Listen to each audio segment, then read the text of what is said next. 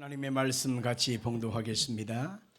신약성경 에베소서 6장 10절부터 12절 되겠습니다. 신약성경 에베소서 6장 10절부터 12절은 신약성경 316페이지에 있습니다. 같이 읽겠습니다. 끝으로 너희가 주 안에서와 그 힘의 능력으로 강건하여지고 마귀의 관계를 능히 대적하게 하여 하나님의 전신갑주를 입어라. 우리의 씨름은 혈과 육을 상대하는 것이 아니요 통치자들과 권세들과 이 세상 어둠 주관자들과 하늘에 있는 악의 영들을 상대함이라. 아멘. 여기까지 읽겠습니다. 같이 말씀해 주시길 바랍니다. 길어지는 전쟁, 끝내야 하는 전쟁. 아멘. 2022년도 2월 24일이 어떤 일이 일어나는지 여러분 기억하시겠습니까? 이날은 러시아가 우크라이나를 침공한 전쟁을 일으킨 날이었습니다. 전쟁이 빨리 끝날 줄 알았는데 전쟁이 길어지고 있습니다. 5달째가 넘어가고 있습니다. 이러다 보니까는 세계 나라들이 피해를 많이 당하고 있습니다. 에너지 자원을 가지고 무기화를 하면서 온 세상에 기름 한 방울 나지 않는, 가스 나지 않는 나라들은 이것 때문에 유가가 폭등을 하니까 물가가 올라가고 사람들이 너무너무 고통을 당하고 있습니다. 식량을 가지고 배짱을 부리고 있으니까 실상은 힘없는 나라, 힘없는 백성들만 고통을 당하는 것이 현실 아니겠습니까? 여러분, 이것처럼 오늘날 그리스도인들도 악한 영들과의 전쟁 중이라고 하는 사실을 알아야만 하는 것입니다. 모든 악은 아담과 하와가 사탄과 귀신의 유혹에 넘어갔기 때문에 그런 것입니다. 아담과 하와는 마귀의 유혹에 다가왔을 때 마귀를 그냥 수용했습니다. 대적하지 않고 물리치지 않고 마귀의 음성을 따라서 행동을 했기 때문에 결과적으로 그들의 삶에는 죄가 되어지고 심판에 이르게 된 것을 알 수가 있는 것입니다. 죄의 결과는 비참했습니다. 그들의 영이 죽었습니다. 영이 죽었다고 하는 것은 하나님과의 관계가 끊어졌다라고 하는 것입니다. 그래서 그들은 에덴 동산에서 쫓겨났고 그들이 가는 곳마다 가시와 엉겅퀴가 돋아나고 가난과 저주가 임하게 됐습니다. 육신은 질병에 시달리고 이 세상에 살면서 악한 마귀의 조종을 당하다가 영원한 사망과 심판의 불못에 던져지는 것, 이것이 바로 아담과 하와의 모습인데 이 후손으로 태어난 모든 인류는 하나님 앞에서 이러한 형벌을 다 당하고 살게 되었던 것입니다. 그런데 역사적인 놀라운 승리의 사건이 있었습니다. 그거 바로 2000년 전에 예수님께서 육신의 몸을 입고 오셔서 여러분과 저의 인생의 삶에 덕지덕지 붙어있는 죄의 흔적들을 십자가에서 한 몸에 다 철폐해 주신 것입니다. 내가 다 이루었다 하신 순간에 우리의 죄의 저주와 슬픔과 형벌은 다 철폐되어지고 누구들이 예수님의 이름으로 말미암아 영생을 얻고 하나님의 자녀가 되는 놀라운 축복을 받게 된 것입니다. 예수님은 사탄의 머리를 깨뜨리신 것입니다. 그래서 이제는 예수님의 이름을 의지하고 나가는 곳마다 우리도 승리할 수 있게 만들어주시고 사탄은 떠나가는 것이고 그의 종자들 귀신들은 우리를 대적할 수가 없고 승리할 수밖에 없는 것입니다. 예수님께서 하신 일이 바로 뭡니까? 악한 마귀의 일을 멸하려 하셨다는 것입니다. 신약성경 요한일서 3장 8절 말씀 같이 읽겠습니다. 죄를 짓는 자는 마귀에게 속하나니 마귀는 처음부터 범죄함이라. 하나님의 아들이 나타나신 것은 마귀의 일을 멸하려 하심이라. 너무나 안타까운 사실은 많은 사람이 악한 마귀의 존재가 어떤 존재인지를 전혀 모른다는 것입니다. 그리고 악한 마귀를 이길 승리할 방법도 몰라요. 그러다 보니까 오늘날도 많은 사람이 악한 마귀에 의하여 도둑질 당하고 죽임을 당하고 멸망시킴을 당하고 있음에도 불구하고 전혀 그것이 이상한 것처럼 생각하지를 못한다는 것입니다. 그래서 오늘 시간에는 악한 마귀가 들어오는 통로를 알아보고 대적할 수 있는 승리의 방책을 한번 말씀해 드리기를 원합니다. 첫째로 우리가 알 것은 악한 마귀는 구원받은 성도들을 유혹하고 도둑질하고 죽이고 멸망시킵니다. 그래서 악한 마귀의 유혹을 물리쳐야만 한다는 것입니다. 같이 합시다. 악한 마귀의 유혹을 물리쳐라. 마귀가 들어오는 통로가 뭔지 아십니까? 사람에게 끊임없이 갖고 있는 이 본능, 그 본능을 가지고서 악한 마귀는 들어오는 통로를 삼습니다. 도둑질하고 죽이고 멸망시키려고 합니다. 그 통로가 바로 뭐냐면 육신의 정욕, 이생의 자랑, 안목의 정욕인 것입니다. 자, 요한일서 2장 16절 같이 읽겠습니다. 이는 세상에 있는 모든 것이 육신의 정욕과 안목의 정욕과 이생의 자랑이니 다 아버지께로부터 온 것이 아니요 세상으로부터 온 것이라.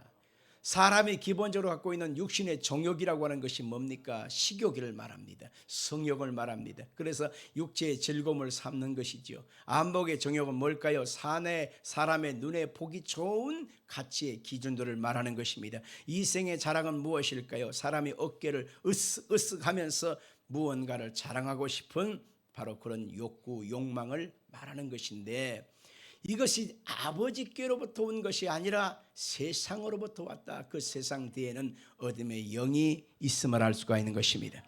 성경에 보면 악한 마귀가 아담과 하와를 유혹했을 때 이렇게 육신의 정욕, 안목의 정욕, 이생의 자랑으로 유혹했던 것을 알 수 있습니다. 하나님께서는 다 육신의 인생을 살아갈 때에 에덴 동산의 모든 필요를 다 채우시고 내가 임의로 먹어라, 마음대로 누려라, 정복하라, 다스리라, 그렇게 말씀했지요. 근데 한 가지 금한 것이 바로 선악을 알게 하는 과실나무, 그것은 먹지 말라, 먹는 날에는 네가 죽는다. 하나님이 알려주었습니다. 그것을 알고 있는지라 사탄은 하와에게 찾아와서 그것을 미혹시킵니다. 따먹어도 된다는 것입니다. 네 눈이 밝아서 하나님처럼 될 것이고 지혜로움을 가지고서 너도 하나님의 선악의 기준을 가지고 살 수가 있다라고 유혹을 했습니다. 사탄의 음성을 듣고 그 나무를 보았습니다. 그러자마자 그의 마음속에 미혹된 마음이 가득했습니다. 육신의 정욕의 눈으로 바라보게 되고 안목의 정욕의 눈으로 바라보게 되고 이생의 자랑의 눈으로 바라봤다라고 말합니다. 자, 창세기 3장 6절 보겠습니다. 여자가 그 나무를 본즉 먹음직도 하고 보암직도 하고 지혜롭게 할 만큼 탐스럽기도 한 나무인지라. 여자가 그 열매를 따먹고 자기와 함께 있는 남편에게도 주매 그도 먹은지라. 먹음직하다고 하는 것은 육신의 정욕을 말하지요. 그리고 보암직하다고 하는 것은 안목의 정욕을 말하지요. 지혜롭게 할 만큼 탐스럽다고 하는 것은 이생의 자랑을 말하는 것입니다. 악한 마귀는 사람의 그 마음의 본성 속에 갖고 있는 이런 본성의 느낌을 알고 있습니다. 그래서 그것을 통로 삼아서 사람들을 꾀고 유혹하고 흔들었던 것을 알 수 있습니다. 우리가 알고 있는 예수님에게도 사탄은 똑같은 방법을 써먹고 똑같은 방법으로 유혹했던 것을 알 수 있습니다. 예수님이 40일 금식하고 나서 하나님의 공생애를 출발하려고 하는데 악한 마귀가 제일 먼저 찾아왔잖아요. 그래서 예수님을 세 가지를 가지고서 유혹하는 것을 보게 되는 것입니다. 제일 먼저 유혹한 것은 예수님이 배가 고프잖아요. 그 굶주려 있는 그 상태에서 자, 돌돌로 명하여 떡덩이가 되게 하라고 유혹했습니다. 이것은 육신의 정욕에 대한 유혹인 것입니다. 여러분들 예수님이 40일 금시간이 벌써 백가죽은 등짝에 붙었을 것입니다. 허기졌습니다. 지쳤습니다. 그런데 예수님께 유혹한 것은 어찌 보면 상식적으로 참 맞아요. 하나님의 사역, 하나님의 사명, 인류 구원에 대한 어마어마한 계획들 다 좋아. 그러나 그것은 배를 채우고 난 다음에 배가 든든한 힘을 얻어야 그래야 할 수 있는 거 아니냐. 먼저 떡을 만들어서 먹어라, 그러고 그 다음에 하라라고 유혹했던 것입니다. 이것은 하나님의 일과 사람의 일의 우선순위를 바꾼 것을 의미하는 것입니다. 뭐가 그렇게 대단한 것이냐. 먼저 하고 나중에 하고 나중에 하고 먼저 하고 먼저가 하는 거 아니냐 이렇게 생각하지만 성경은 그렇게 얘기하지 않습니다. 우선순위가 얼마나 중요한지 모릅니다. 우리가 먹을 것, 입을 것, 마시는 것 근심하고 염려하고 우리의 땀과 수고를 다하면서 살잖아요. 그런데 성경에 보니까 너희가 먹을 것, 입을 것, 마실 것 염려하지 마라. 하나님은 이 모든 것이 너희한테 있어야 될 줄 다 하신다. 그러므로 너희는 먼저 그의 나라와 의를 구하라. 그리하면 이 모든 것을 너희에게 더하여 주신다. 먼저 하나님 나라와 의를 구하라. 그리하면 주신다. 그렇게 성경에 말씀하고 있지 않습니까? 근데 사탄은 항상 육신의 것이 먼저다. 배부름이 먼저다. 네 할 일이 먼저다. 하나님의 일은 그 다음에 해라. 그 다음에 해라. 여러분 그렇게 가르칩니다만은 우선순위가 바뀌면 결국 어떻게 됩니까? 다 잃게 된다는 사실도 여러분 꼭 기억하셔야만 하는 것입니다. 타협할 대상이 아니라 이것은 하나님 말씀에서 어긋난 잘못된 길입니다. 그래서 예수님께서 사람이 떡으로만 사는 것이 아니요 하나님의 입으로 나오는 모든 말씀으로 산다. 그렇게 단호하게 거절하신 것입니다. 두 번째 사단의 유혹한 것은 뭡니까? 바로 그것은 하나님을 시험하는 이생의 자랑에 대한 얘기입니다. 높은 성에 딱 세우고 난 다음에 뛰어내리라는 것입니다. 천사들이 와서 받들어 줄 것이라는 것입니다. 그럼 어떻게 돼요? 사람들이 예수님을 향하여 일제히 잘한다, 대단하구나, 박수를 칠 것 아니냐, 그렇게 생각을 했습니다. 그러나 예수님이 그 말씀을 받자마자 뭐라고 합니까? 주 너희 하나님을 시험하지 말라 하고 또 거절하신 것입니다. 사람의 생각 속에는 높은 성에서 뛰어내리면 대단한 능력을 행하는 것처럼 그렇게 생각하고 으쓱할 줄 모르지만은 하나님께서는 그것을 기뻐하지 않는 것입니다. 하나님을 시험하는 것은 하나님이 기뻐하지 않는 것이기 때문입니다. 하나님을 믿고 순종할 때 하나님의 영광이 나타나고 거기에서 하나님의 뜻이 이루어지는 것이지, 하나님의 이름을 갖고 망령되이 일컫고 하나님의 이름을 갖고 시험하면 그것은 하나님을 조롱하는 것과 같은 것입니다. 세 번째 악한 마귀가 시험한 것은 천하만국 영광을 다 보여주었습니다. 네가 나한테 절 한번 까딱하면 다 줄 거야. 이 말을 가만히 생각해 보면 예수님더러 십자가 지지 말라 하는 소리와 같은 것입니다. 자, 절 한 번만 까딱, 절 한 번만 까딱, 이거 하면은 다 줄 거야. 예수님이 오신 목적을 혹해 해석한 것입니다. 예수님이 오신 목적은 천하 만국의 영광을 얻기 위해서 온 것이 아닙니다. 예수님이 오신 목적은 한 가지입니다. 십자가에서 죽으시고 우리의 죄값을 청산하시고 부활하시기 위해서 오신 것입니다. 바로 악한 마귀는 거기에 대해서 이렇게 생각합니다. 십자가 없이도 영광을 얻을 수가 있다. 십자가 없이도 얼마든지 이것을 얻을 방법이 있어. 그러니 십자가 지지 마라. 이렇게 유혹한 것입니다. 여러분, 이것은 굉장히 잘못된 가치관이고 성경적이 아닌 것입니다. 여러분, 십자가 없이는 영광도 없습니다. No cross, no crown이라고 말이 있습니다. 십자가의 좁은 길, 고난의 길을 통해서 영광의 길이 있는 것입니다. 십자가의 고난 길, 좁은 길을 통해서 하나님의 부활의 역사가 있게 되는 것인데, 그것이 성경의 진리인데 그런 성경의 규정을 다 무시하고 내가 줄 거니까, 내가 할 거니까 이렇게 사탄은 유혹한 것입니다. 많은 사람이 좁은 길을 싫어하고 십자가의 길을 거부합니다. 그러나 여러분들, 그것은 결단코 잘못된 가치관인 것입니다. 십자가의 길을 통해서 영생이 있고 생명이 있고 구원이 있고 하늘나라가 있다는 사실 결단코 잊지 말기를 바랍니다.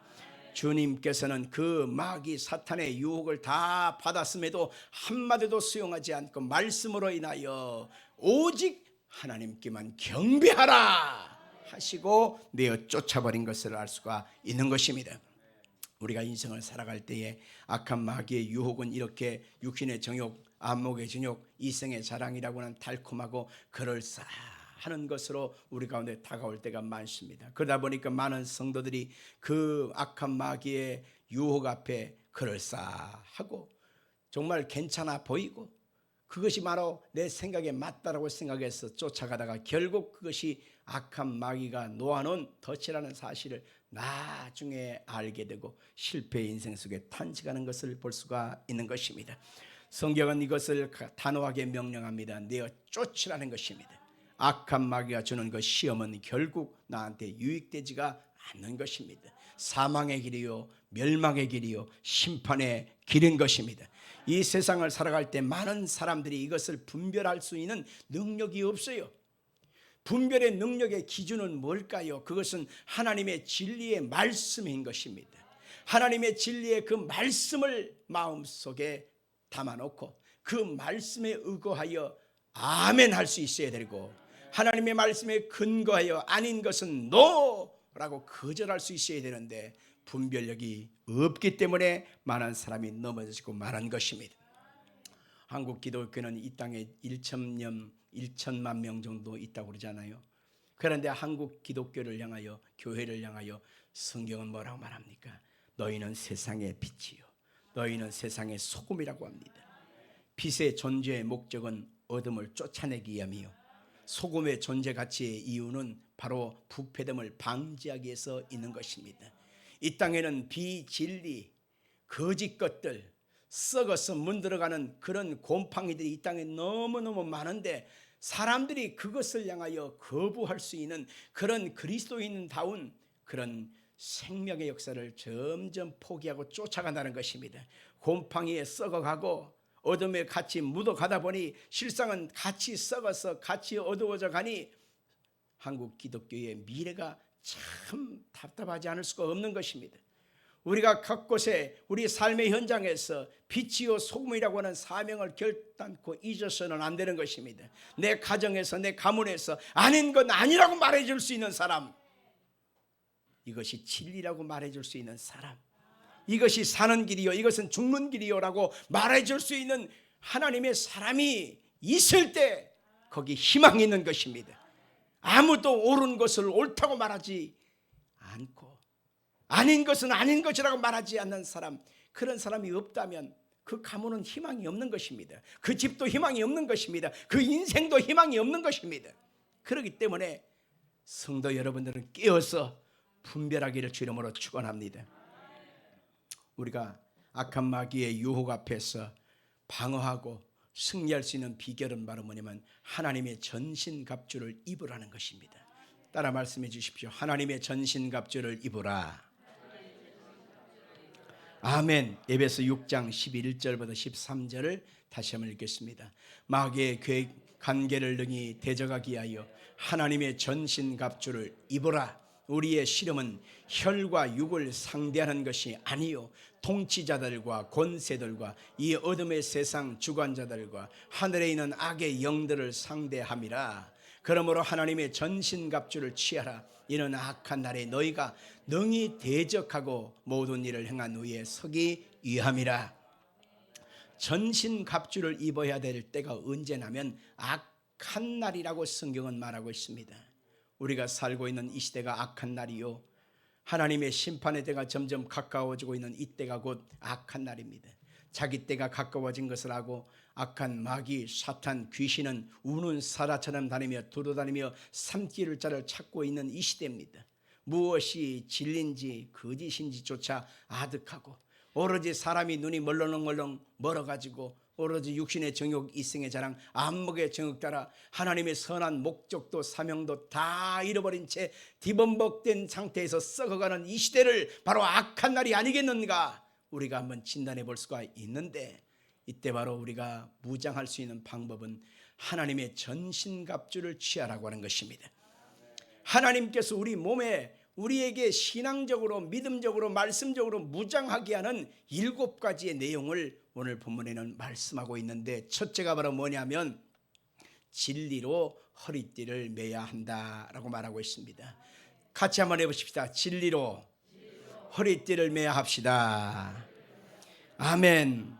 진리로서 하나님의 말씀으로서 허리띠를 무장하라는 것입니다. 사람의 허리는 몸의 중심부에 있기 때문에 허리가 튼튼해야 몸의 그 균형을 맞출 수가 있는 것입니다. 마치 집을 받치고 있는 기둥이 튼튼해야 그 집이 온전할 수 있는 것처럼 사람의 몸도 이 기둥 같은 허리가 튼튼해야 결국 온 몸을 지탱할 수가 있거든요. 허리가 고부라지면 짐을 들 수도 없고 먼 길을 갈 수도 없고 자기 몸을 지탱할 수 있는 여력이 없는 것입니다. 신앙의 몸을 지탱할 수 있는 것은 바로 뭐냐? 진리의 허리띠를 띠는 것입니다. 허리띠가 중요하듯이 바로 진리, 하나님의 말씀으로 허리띠를 딱 동일하고 제일 먼저 바울 사도가 강조하고 있음을 통해서 하나님의 말씀의 신앙이 왜 이렇게 중요한지를 알려주고 있는 것입니다. 세상의 철학이나 학문이나 정보나 여러 가지 세상의 여러 가지 요건들은 잠깐 있다가 변화되는 것입니다. 그래서 그것은 진리가 될 수가 없는 것입니다. 세월이 흐르고 상황이 바뀌고 역사가 흐르면 그것은 또 다른 새로운 이론으로 바뀌어지게 되어 있습니다. 옛날에 갖고 있던 고리타분한 그 내용이 지금도 유전하냐? 아닙니다. 새로운 세대는 새로운 내용의 정보, 새로운 내용의 지식으로 바꿔지게 되어 있지 않습니까? 그런 것처럼 세상은 자꾸 바뀌어요. 그런데 하나님의 그 말씀은 저 하늘이 무너지고 이 땅이 꺼져도 1.1억도 바꾸지 못합니다. 변개치 않습니다. 그래서 하나님의 그 말씀의 진리, 예수 그리스도를 꽉 붙들고 사는 신앙, 그 신앙이 결국 악한 마귀의 싸움 속에서 이길 수가 있고 승리의 삶을 살 수가 있는 것입니다. 하나님의 말씀을 가슴에 탁 새깁니다. 하나님의 말씀으로 허리를 띠를 동입니다. 그러면 결국 신앙생과 인생 속에 승리하며 살 수가 있는 것입니다. 여기에 진리는 곧 예수님을 상징하거든요. 예수님을 자기 자신을 가리켜 말합니다. 내가 곧 길이요 진리요 생명이니 나로 말미암지 않고는 아버지께 올 자가 없다. 그렇게 말씀했습니다. 예수 중심적 가치관, 예수 중심적 삶, 예수 중심적 삶의 일관성, 그것이 결국 자기 자신을 보존하고 가문을 보존하고 인생을 보존하는 것입니다. 예수님 그분은 세상을 이겼고 무가치와 혼돈을 다 진리의 말씀을 통해서 일평생 다 평정시켜버리고 만 것입니다. 그래서 예수님 중심하여 삶을 살아가게 되면 우리 인생은 반드시 승리할 수가 있는 것입니다. 둘째로 우리를 무장할 수 있는 방법은 가슴에 의의 호심경을 붙여야 합니다. 우리 가슴에 손을 얹고 의의 호심경을 붙입시다. 이 가슴을 보호하는 화살로 창으로 자기 자신의 가슴을 보호하는 흉패와 같은 것입니다. 우리 왼쪽 가슴, 뒷가슴 밑에 보면 심장이 뛰어 있거든요. 그래서 심장을 다치면 죽지 않습니까? 그래서 이 가슴팍에 호심경을 통해서 단단한 쇠붙이를 통해서 자기 자신의 가슴을 지키면 결국 승리할 수가 있는 것이거든요. 바로 이것은 우리에게 주시는 중요한 가치관이 있습니다. 호심경을 가리켜서 의의 호심경이다 그렇게 말씀하고 있는데요. 이 의의 호심경이란 말을 한번 주의 깊게 살펴볼 수가 있습니다. 사람은 마음속에 동물과 달라서 양심이라고 하는 것이 있습니다. 그래서 그 양심 속에 뜨끔뜨끔 찔림이 오거나 양심의 가책을 받는 어떤 일이 생기면 마음속에 항상 눌리게 되어 있습니다. 사람이 예수를 믿어도 허물이 있고 예수를 믿어도 실수하고 예수를 믿어도 우리가 자빠질 때가 참 많아요. 그러면 양심이 자꾸 누르고 찌르고 가책을 주지요. 야! 너 예수를 믿으면서 그런 짓을 하냐? 교회 다닌다고 하면서 너 그렇게 하면 되냐? 너 그런 식으로 복 받겠니? 너 그런 식으로 해서 기도가 응답되겠니? 하면서 양심이 자꾸 누를 때에 그 양심의 가책을 뛰어넘어서 우리 가운데 의를 이루신 예수 그리스도의 십자가의 은혜를 마음에 기억해야 한다라고 하는 것입니다. 할렐루야. 사람은요 완벽하지 않습니다. 육체가 있는 이상, 몸이 있는 이상 우리의 삶의 현실은 100%일 수가 없습니다. 넘어집니다. 실족합니다. 자빠집니다. 실수하고 허물이 많아요. 그러다 보니까 돌아서면 우리 자신은 양심이 찔릴 만한 그런 일이 많지만 그 양심의 가책을 뛰어넘어서 우리가 믿음의 승리를 선포할 수 있는 기준이 바로 뭐냐? 예수 그리스도의 의의 역사인 것입니다.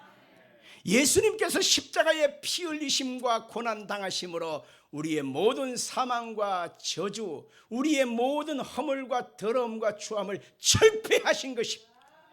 과거의 제도, 현재의 제도, 미래의 제도, 예수의 보혈의 피 안에서 영원한 속죄의 대속제물이 되어 주신 것이기 때문에 우리 스스로의 의를 통해서는 하나님 앞에 설 수가 없지만 예수 그리스도의 십자가의 피뿌림을 통해서는 하나님 앞에 의롭게 여김을 받게 되었다고 성경은 말하는 것입니다. 양심이 찌르는 그런 마음의 가책이나 마음의 상처가 있거들랑 여러분 이렇게 선포하십시오. 예수님이 나를 위해 십자가에 죽으셨다. 나의 죄를 철폐하셨다. 그러므로 나의 스스로는 의롭게 될 수 없지만 예수님을 통해서는 나는 의롭게 된 하나님의 자녀가 되었다. 선언하시길 바랍니다. 로마서 8장에 보니까 누가 우리를 송사하리요 의롭다 하신 이는 하나님이시니 누가 우리를 정죄하리요 환난이나 곤고나 핍박이나 기근이나 적심이나 위험이나 칼이랴 이 모든 것도 우리를 하나님의 사랑에서 결단코 끊을 자가 없으리라. 우리는 넉넉히 이긴다고 바울은 선언하고 있습니다. 제가 오살리 기도원에서 복음을 전할 때에 그곳에 상담하시는 그 목사님에게 이런 자매님이 와서 상담을 하는데 나이는 20살 초반 정도 되어지는 아주 앳된 자매님인데 상담하러 왔는데 얼굴이 그냥 화장기 없는, 이런 표현이 좀 그런데요, 영안실에서 나온 그 시체 아시죠? 영안실에서 냉동실에서 그 지금 염하기 전에 나온 얼굴, 핏기가 하나도 없이 하늘이 노래갖고 눈이 멀렁멀렁 해가지고 있는 그 있죠? 꼭 그런 얼굴이라는 거예요. 시신, 송장 얼굴이지, 송장 얼굴. 20대 초반의 어린 아가씨의 그 얼굴이 그럴 수는 없는데 그런 얼굴로 와가지고는 눈에 초점 없는 그 모습으로 그 아가씨가 이렇게 말합니다. 목사님, 제가 너무 죄인이에요. 내가 너무 오래 살았나 봐요. 이 소리를 들을 때에 할 말이 없지, 할 말이 없어요. 그 속에 정죄, 어두움, 탄식, 절망이 그 속에 꽉 덮고 있는 것입니다. 어둠의 영이 그 생각과 그 몸을 꽉 잡고 있으니까 모든 희망의 빛은 다 사라지고 20대 초반이 살기는 얼마나 살아? 내가 너무 오래 살았나 봐요. 이런 소리를 왜 합니까? 귀신이 시키는 소리를 하는 것이지. 그것은 백약이 무효예요. 귀신 쫓아내는 수밖에 없는 것입니다. 많은 사람들이 어둠의 영에 잡혀서 나 자신이 죄인이요 아직도 저주 가운데 마귀의 사탄의 종로로 타는 그런 어둠의 사람인 것으로 사람을 착각하게 하는데요, 여러분 아니에요. 예수님이 이미 2000년 전에 십자가에 피 뿌림 바 되어서 여러분을 죄와 사망의 법에서 여러분을 해방시켜 주신 것입니다. 나는 예수 안에서 의인이 있다. 나는 예수 안에서 복된 자다. 나는 예수님 안에서 하나님의 자녀가 되었다. 나는 하나님께 사랑받고 있다. 나는 희망이 있다. 나는 잘된다. 나에게 하나님의 역사가 나타난다. 하나님이 나를 사랑하고 나도 하나님 사랑한다 라고 하는 이 뜨끈뜨끈한 온도가 있는 하나님의 은혜의 신앙, 믿음의 신앙생활을 주름으로 축원합니다. 마귀를 대적하게 하여 세 번째 우리가 무장할 것은 평안의 복음이 준비한 신발을 신으라, 그렇게 말하고 있습니다. 에덴 동산에서 아담과 하와가 죄짓고 쫓겨나니까 그들에게 처음 닥친 고통이 뭔지 아십니까? 가시와 엉겅퀴에 의해 팔이 쫙 찔리는 거예요. 발이 막 콕콕콕 찔리는 것입니다. 피토성입니다. 발이 편안해야 온몸이 편안하다라고 하는 말이 있지 않습니까?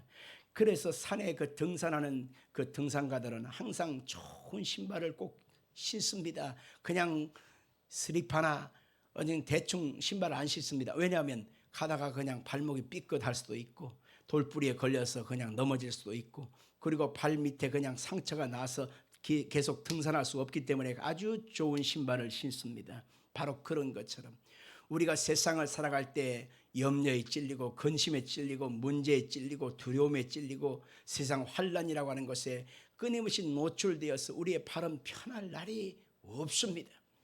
그런데 오늘 이 시간에 보니까 복음이 우리에게 평안을 준다라고 말하고 있습니다. 이 복음은 누구로부터 왔나요? 예수 그리스도가 곧 복음인 것입니다.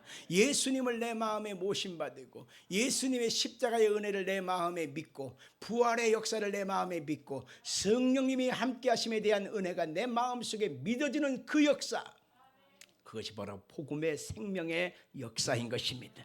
내가 지금 지갑에 돈이 한 푼 없어도 내 아버지가 부자라고 생각해 보십시오.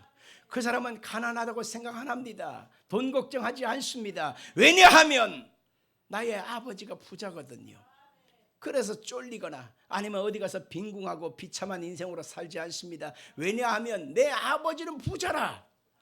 이런 생각처럼 우리가 예수 그리스도 안에서 하나님의 복음을 내 마음속에 확신하고 있으면 외롭지 않습니다. 두렵지 않습니다. 염려하지 않습니다. 불안하지 않습니다. 초조하지 않습니다. 왜냐하면 복음의 능력이 나에게 함께해서 내가 하나님의 자녀로서 승리하고 살아갈 수 있는 복음의 의가 나타나서 하나님의 능력의 역사가 나타나기 때문에 그런 것입니다. 오늘 여러분 속에 복음으로 충만하길 바랍니다.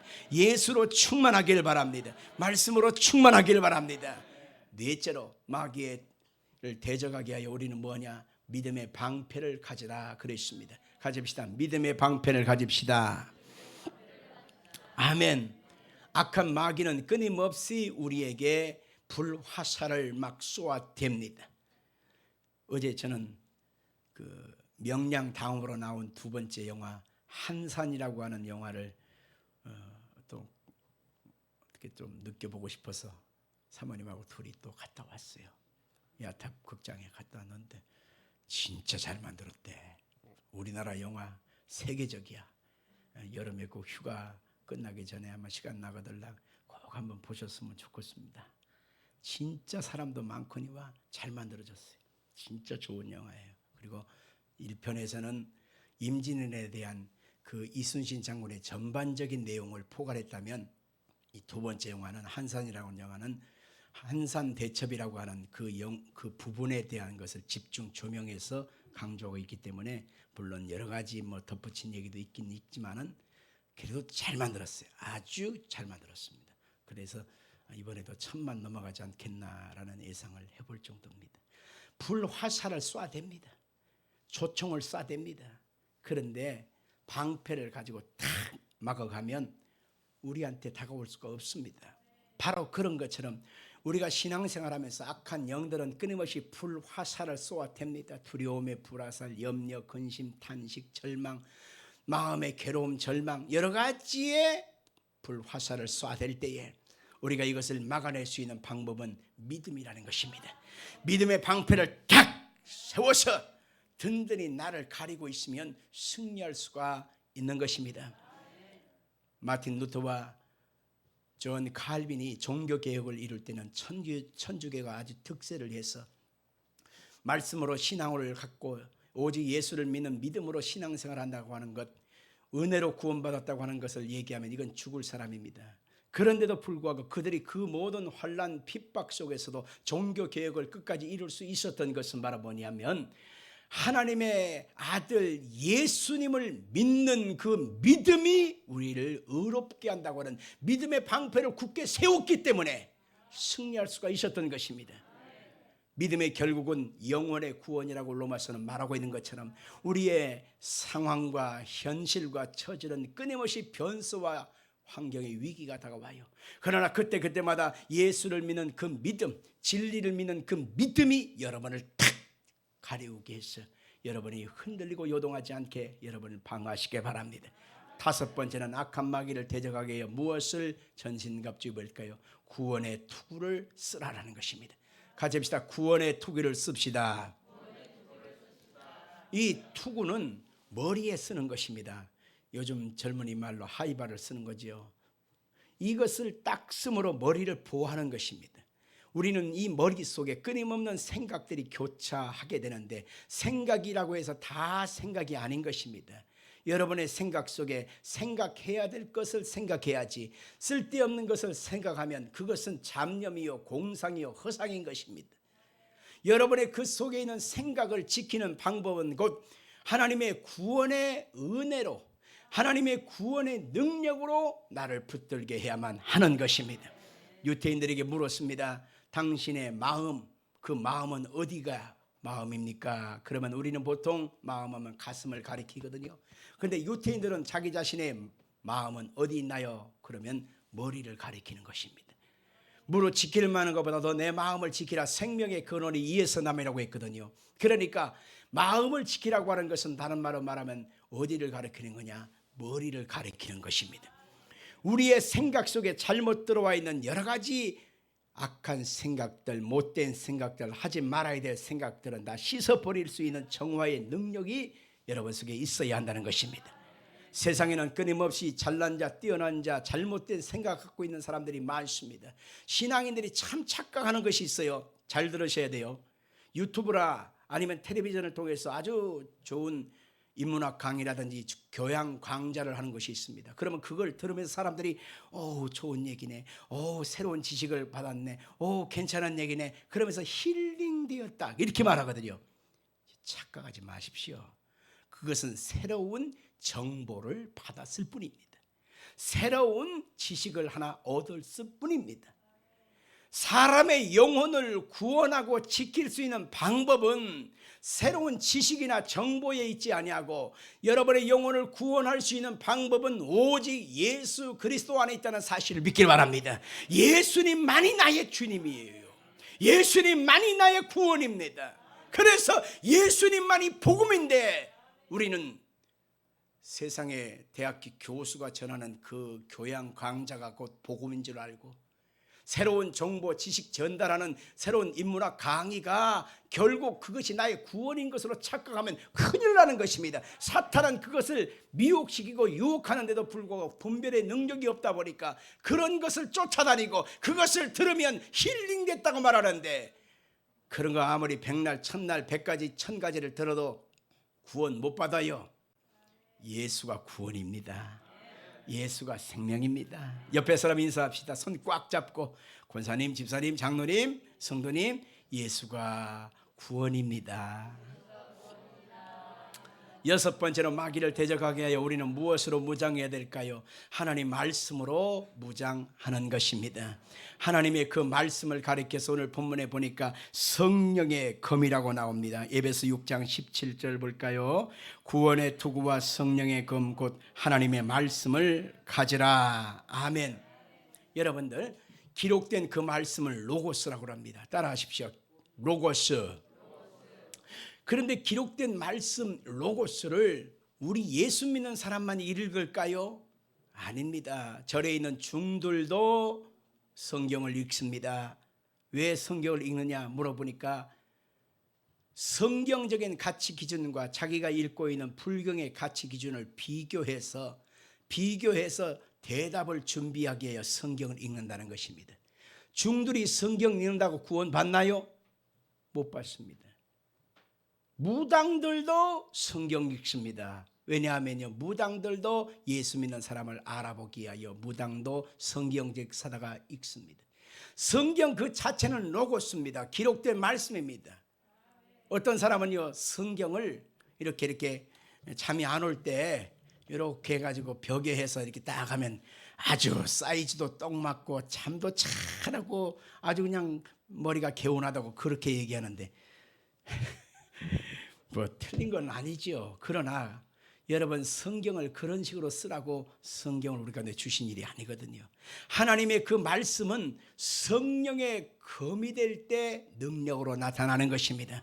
하나님의 말씀을 성령님이 운행하실 때 내 영혼에 불이 붙고, 성경의 말씀을 쫓아 기도할 때 응답이 나타나고, 성경의 말씀을 가지고서 성령의 능력을 우리가 선포하는 순간에 어둠이 떠나가는 것입니다.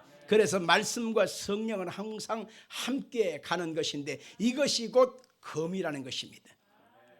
하나님의 그 말씀을 마음에 담고 성령 충만함으로 기도할 때 어둠이 떠나가는 것이고 귀신이 물러가는 것입니다. 아멘 하십시다.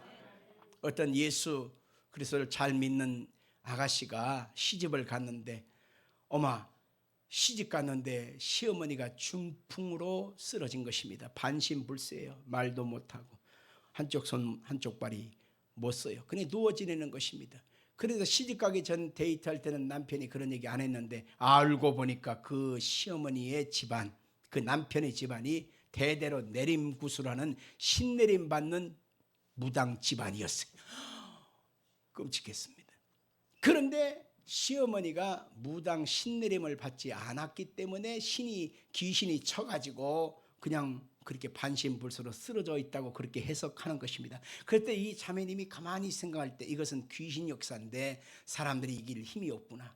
그래가지고 이분이 다행히도 성령 충만 받은 사람이라 그래서 하나님의 말씀을 붙들고 기도할 곳도 마땅치 않고 교회는 멀고 시골 마을이니까 시냇가에 가서 거적대기 펴놓고 그러고서 매일같이 찬송하고 기도하고 어머니 몸을 붙잡고 있는 어둠의 영, 우리 가문을 붙잡고 있는 어둠의 영, 예수 이름으로 명하늘이 떠나갈지어다, 예수 이름으로 명하늘이 물러갈지어다 라고 끊임없이 선포하고 저주를 해야 됐는데, 희한한 것은 하나님이 들으셔서 1년 반 만에 그 집안을 장악하고 있던 이 내림굿 귀신 역사가 떠나간 것입니다.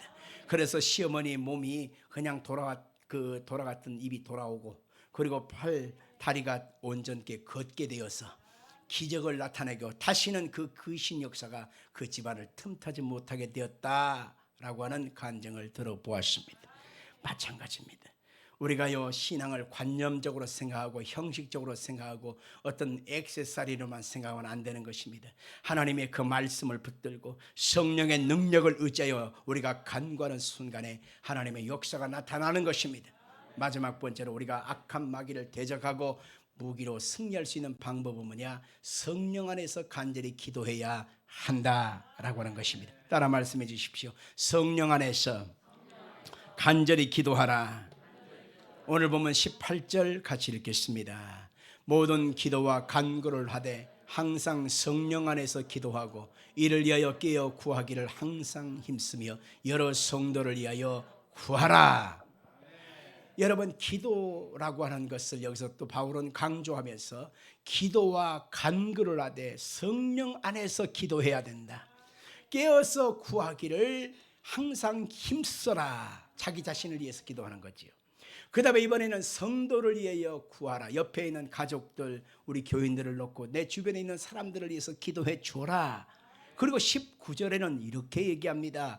또 나를 위하여 구할 것은 내게 말씀을 주사 나로 입을 열어 복음의 비밀을 담대히 알리게 하옵소서. 할렐루야.